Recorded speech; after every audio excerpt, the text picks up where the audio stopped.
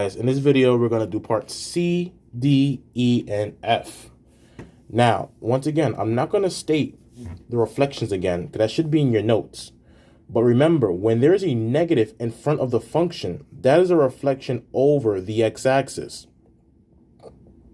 And when there's a negative attached to the variable, that is a reflection over the y-axis. So we want to sketch the following. K of x equals a negative sine of x, and L of x, which equals to cosine of negative x. Let's perform the correct reflections.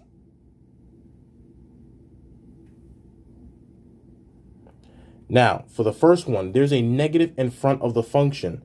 So we're reflecting that function across the x-axis. So every point will change its y-coordinate. Now, this point right here of 0, 0 will remain the same. And once again, we're sketching K of x equals to negative sine of x, reflect over x-axis. So that point stays the same. However, the point of pi over 2 and 1 reflected across the x-axis becomes the point of pi over 2 and negative 1. The point of pi and 0 stays on the axis. This point right here of 3 pi over 2 and negative 1 is reflected across the x-axis to become the point of 3 pi over 2 and positive 1. And then the last point, which is 2 pi and 0, stays the same. So when I sketch this new function, now I'm eliminating the blue line because I no longer need it.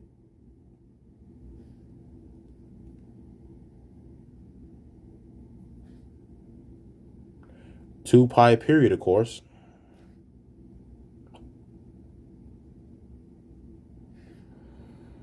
This here is the function of K of x equals to negative sine of x. Once again, it is a reflection across the x-axis. Change the sign of every y value. And it is different because usually when we look at a original cosine function, sine function, we start at 0, go up, back down to 0, go down, back at 0. But for this one, we start at 0, then go down, back at 0, then go up, and then back at 0. That is essential for some other parts to come. Let's focus on the next one.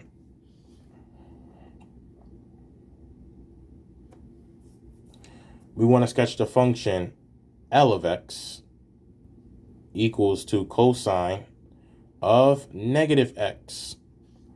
And that is a reflection across the y-axis.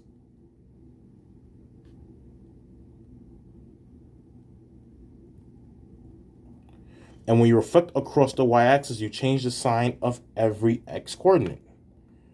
So with the first point of 0, 1, that point is on the y-axis, so that point does not move.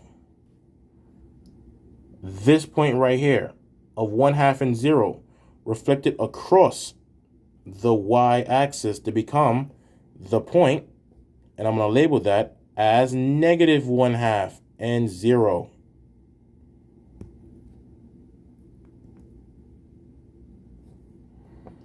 This point right here at pi and negative 1 reflected across the y-axis becomes the point of of negative pi and negative 1. So I'll put my negative pi over here.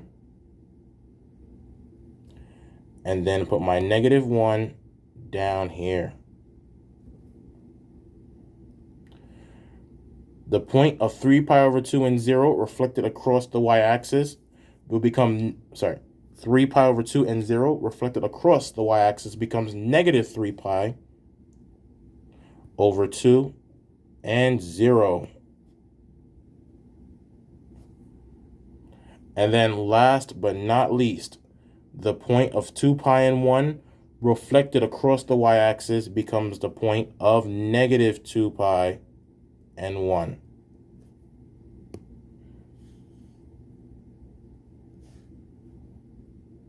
And now I'm going to erase the function that is in blue, as well as those other coordinates, because I don't need it no more. I want you guys to see what it should look like when you reflect it across the y-axis. And let's sketch to the best of our abilities, of course.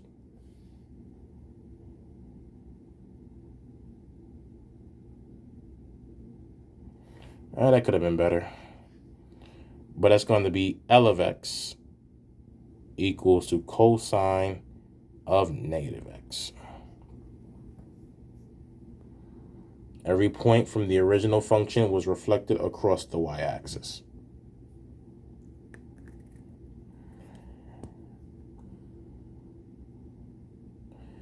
Now, looking at D, we're going to sketch the function m of x equals to 2 times sine of x and n of x, which equals to 1/2 cosine of x.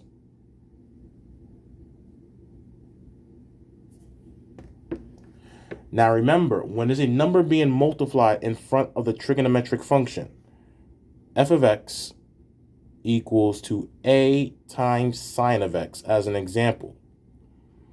This value in front of the function is the amplitude. Well, it's a value that'll be used for the amplitude, which is the absolute value of a. And the amplitude means the highest value that the function can attain.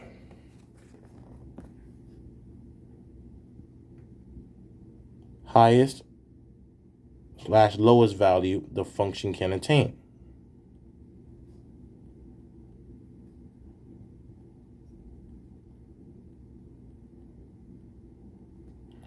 So for the first one, in this case, we're graphing m of x equals to 2 sine of x. To find the amplitude in this case,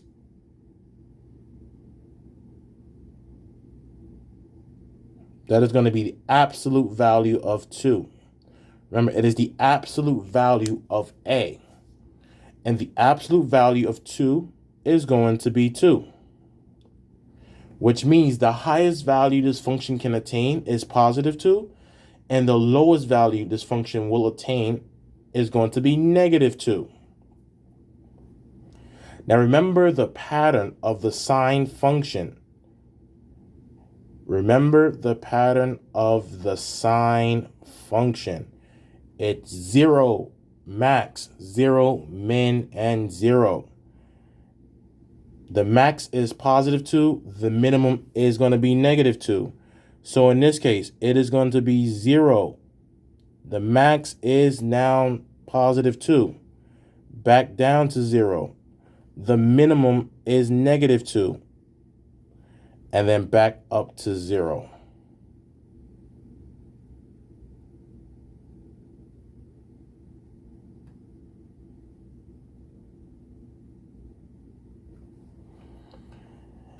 And the function in the red is the function m of x equals 2 sine of x.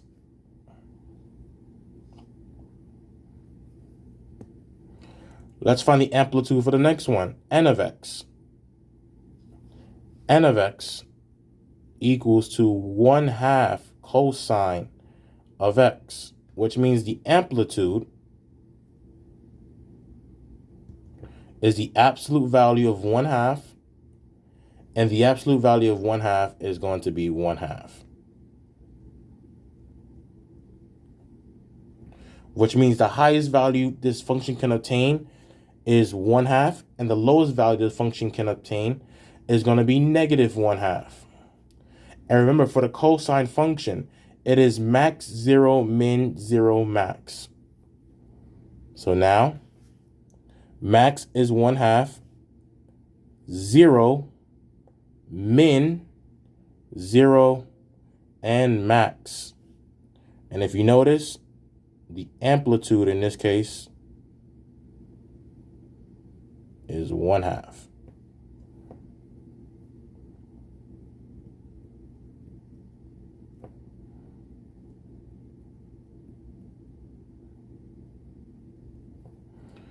All right, guys. Hope that made sense. Hope you enjoyed the video. We focused on reflections and amplitudes. Remember, the amplitude is a number being multiplied in front of your trigonometric function.